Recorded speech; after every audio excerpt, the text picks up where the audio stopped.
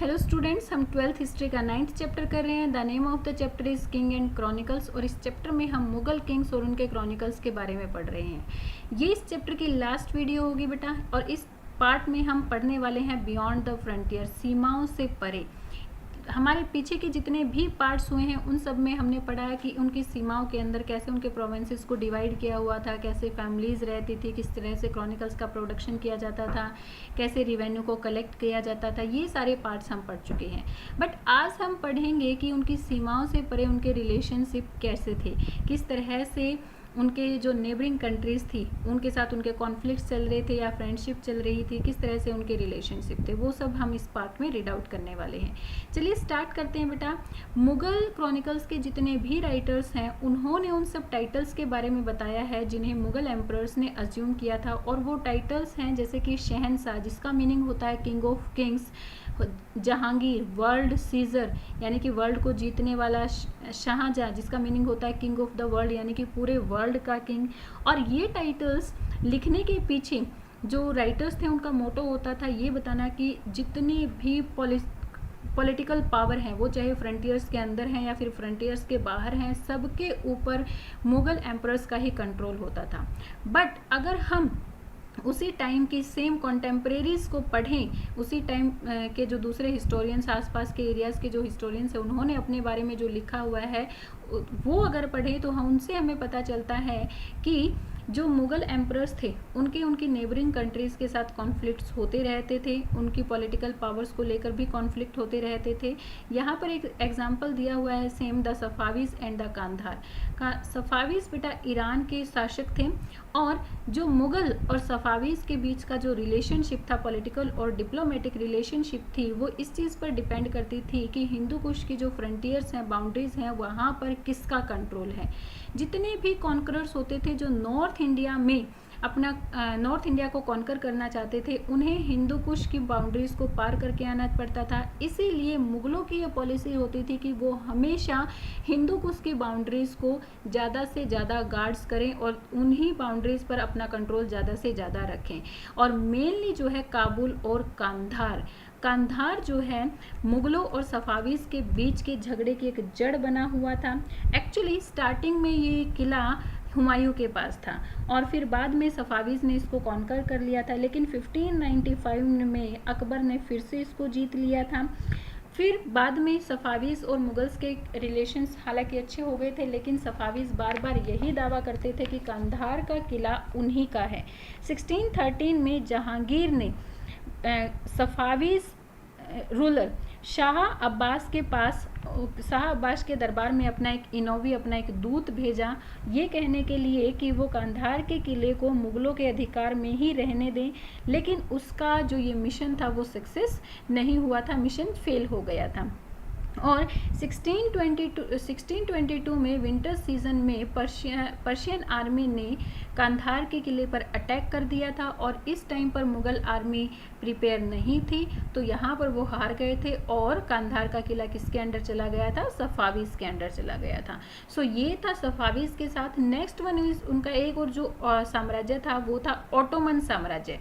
Ottoman साम्राज्य के साथ मुगलों के रिलेशनशिप कुछ अच्छे थे, यहाँ पर उनके कॉन्फ्लिक्ट्स बहुत कम होते थे। क्यों नहीं होते थे? क्योंकि ऑटोमन साम्राज्य में इनके जो दो पिलग्रिमेज सेंटर थे बेटा, इस्लामों के जो दो पिलग्रिमेज सेंटर थे, मक्का और मदीना, दोनों ही ऑटोमन साम्राज्य में थे। और क्योंकि पहले जो लोग तीर्थ यात्राएं करते थे उनके ऊपर तीर्थ करने का टैक्स लगाया जाता था, पिलग्रिमेज टैक्स लगाया जाता था। सो इस टैक्स से बचने के लिए मुगलों ने ऑटोमन साम्राज्य के साथ अपने रिलेशन को अच्छे बनाए रखा। एक दूसरा रीज़न था रेड सी पोर्ट पर होने वाली ट्रेडिंग। रेड सी पोर्ट पर जो एदेन और मोखा, ये दो प्लेस थे जो एक बहुत ही पॉपुलर ट्रेडिंग प्लेसेस थे। यहाँ पर जो ट्रेडिंग की जाती थी, क्योंकि ट्रेडिंग का भी टैक्स देना होता था, सो इस टैक्स से, यहाँ पर ट्रेडिंग के टैक्स से बचने के लिए भी मुगल्स ऑटोमन साम्राज्य के साथ अपने रिलेशन को अच्छे रखते थे। यहाँ पर जो ट्रेडिंग की जाती थी रेड सी पर, और जो इस ट्रेडिंग से प्रॉफिट होता था वो सारा का सारा प्रॉफिट मक्का और मदीना के जितने भी श्राइन्स थे उन वहाँ पर उससे चैरिटी कर दिया जाता था, दान कर दिया जाता था। मतलब उस प्रॉफिट को इंडिया में नहीं लाया जाता था। इवन औरंगजेब को जब इस बारे में पता चला कि उस प्रॉफिट को इंडिया में नहीं लाया जाता है, वहीं पर दान कर दिया जाता है, तो उसने कहा कि ये पैसे का मिस यूज़ है। इवन उसका थॉट था कि was as much a house of God as Mecca, कि भगवान का घर जैसा मक्का में है वैसा ही इंडिया में भी है। अगर हमें दान ही करना है तो हम मक्का तक दान करने के लिए क्यों जा रहे हैं, इंडिया में ही क्यों ना दान करें। सो उसने जो है वहाँ पर जो वो दान करने वाला और टैक्स ट्रेडिंग वाला सिस्टम था वो धीरे धीरे कम होता चला गया था औरंगजेब के टाइम पीरियड पर। ओके, नेक्स्ट है Jesuits at the Mughal court. बेटा जो यूरोपियंस थे उन्हें इंडिया के बारे में जानकारी इन जेसुइट मिशनरीज, ट्रैवलर्स, मर्चेंट्स और डिप्लोमेट से ही हुई थी, क्योंकि जो ट्रैवलर्स थे वो यहाँ पर ट्रैवलिंग करते आते रहते थे और ट्रैवलिंग के टाइम पर ही अपनी कंट्री में जाकर वो अपनी यात्राओं के बारे में ट्रैवलॉग लिखते थे। सो इन्हीं ट्रैवलर से, मर्चेंट से, डिप्लोमेट्स और जेसुइट मिशनरीज से उन्हें इंडिया के बारे में पता चला था। और इन जो जेसुइट्स अकाउंट हैं वो मुगल यूरोपियन राइटर्स के मुगल कोर्ट के बारे में सबसे पुराने अकाउंट है, यानी कि मुगल कोर्ट के बारे में जो उसने सबसे पहले लिखा था वो किन्होंने लिखा था, जेसुइट्स क्रिश्चियंस लोगों ने ही लिखा था। सो धीरे धीरे 15th सेंचुरी में 1498 में जब वास्को डी गामा इंडिया में आया तो उसके सी रूट का पता लगने के बाद यहाँ पर मर्चेंट्स का जाल सा बिछ गया था, मतलब बहुत सारे मर्चेंट्स आने यहाँ पर शुरू हो गए थे और ट्रेडिंग करना यहाँ पर शुरू कर दिया था। सो जो पुर्तगीज किंग थे वो भी क्या चाहते थे, जो जेसुइट मिशनरीज हैं उनकी हेल्प से वो क्रिश्चियन धर्म को फैलाना चाहते थे इंडिया के अंदर भी। सो क्रिश्चियन धर्म को फैलाने के लिए पोर्तुगीज किंग्स ने इन जेसुइट मिशनरीज का बहुत ज़्यादा साथ लिया। 16th सेंचुरी तक धीरे धीरे इन लोगों ने अपने एम्पायर को और ट्रेडिंग को यहाँ पर बिल्ड करना शुरू कर दिया था। उस टाइम पर अकबर किंग थे और अकबर जो है क्रिश्चियनिटी में उनका बहुत ज़्यादा, मतलब क्रिश्चियनिटी के बारे में जानने के लिए वो बहुत ज़्यादा क्यूरियस थे, इसीलिए उसने जो है अपना एक इनोवी जेसुइट मिशनरीज के पास भेजा उन्हें बुलाने के लिए गोवा में। और फर्स्ट टाइम 1580 में जेसुइट मिशनरीज भारत में आए थे और वो कहाँ आए थे, at the Mughal court Fatehpur Sikri में वो यहाँ पर आए थे। वो यहाँ पर 2 ईयर्स तक रहे और उल्मा में जितने भी ऑर्थोडॉक्स थिंग्स थी उनके बारे में अकबर के साथ उनके वाद विवाद भी बहुत ज़्यादा हुए। और फिर जो बाद में उनके 2 और मिशनरीज यहाँ पर आए जो कि 1591 और 1595 में आए थे। ओके, सो जो जेसुइट्स अकाउंट्स हैं मुगलों के बारे में वो अकबर के साथ उनकी जो पर्सनल ऑब्जर्वेशन हुई है उसी के बारे में, उसी के बेस पर उन्होंने लिखे हुए हैं। ये जेसुइट मिशनरीज जब असेंबलीज़ में आते थे, पब्लिक असेंबलीज़ में आते थे तो इन्हें अकबर के थ्रोन के पास वाली सीट दी जाती थी। अकबर अपने खाली टाइम जो है इन लोगों के साथ स्पेंड करता था। ये लोग अकबर के कैंपेन्स में उसके साथ जाते थे, उसके बच्चों को पढ़ाते थे, बहुत सारा टाइम अकबर इनके साथ स्पेंड करता रहता था। और मुगल क्रॉनिकल्स में भी इन जेसुइट मिशनरीज के बारे में बहुत सारी चीज़ें लिखी हुई हैं कि किस तरह से उन्होंने अकबर की मेंटेलिटी को पूरी तरह से चेंज कर दिया था।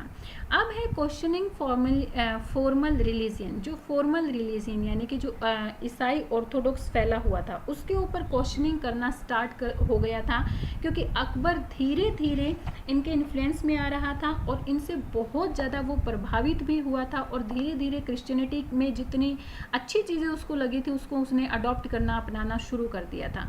सो उसने अपने ऑर्थोडॉक्स पर क्वेश्चन करना, जो ईसाई ऑर्थोडॉक्स था उसके ऊपर क्वेश्चन करना स्टार्ट कर दिया था।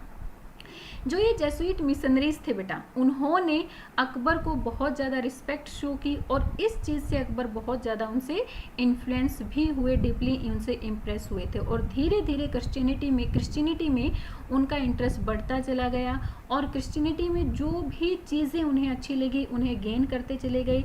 और इसी वजह से जो ये जेसुइट डॉक्ट्राइन्स हैं उनमें लिखा हुआ है कि अकबर ने अपने धर्म को चेंज कर दिया था। मतलब अकबर ने जो इनके तरीकों को अपनाना शुरू किया, क्रिश्चियन धर्म के कुछ तरीकों को अपनाना शुरू कर दिया था। जैसे शाम के टाइम पर क्रिश्चियन धर्म में कैंडल्स जलाई जाते हैं, तो शाम के टाइम पर अपने महल में कैंडल जलाना अकबर ने शुरू कर दिया था। ये तरीका उसने जो है ये जेसुइट मिशनरीज के द्वारा बताने के बाद ही अडॉप्ट किया था। सो जेसुइट्स के डॉक्ट्राइन्स जो हैं, उनके जो दस्तावेज हैं उनमें यही लिखा हुआ है कि अकबर ने अपने धर्म को चेंज कर दिया था। अकबर रिलीजियस के बारे में अपनी नॉलेज को बहुत ज़्यादा बढ़ाना चाहता था और उसकी इसी क्विस्ट ने, इसी तलाश में फतेहपुर सिकरी में इबादत खाना में जो अलग अलग धर्मों के स्कॉलर्स थे, जैसे मुस्लिम, हिंदू, जैनिज्म, पर्शियम, क्रिश्चियंस, इन सब के बीच में डिबेट होती थी अपने अपने धर्मों को लेकर कि भाई हाँ हमारे धर्म में ये अच्छी चीज़ है, या इस तरह से सारी डिबेट्स होती थी। और इस डिबेट से धीरे धीरे अकबर की नॉलेज, रिलीजियस नॉलेज जो है धीरे धीरे इंक्रीज होती चली गई।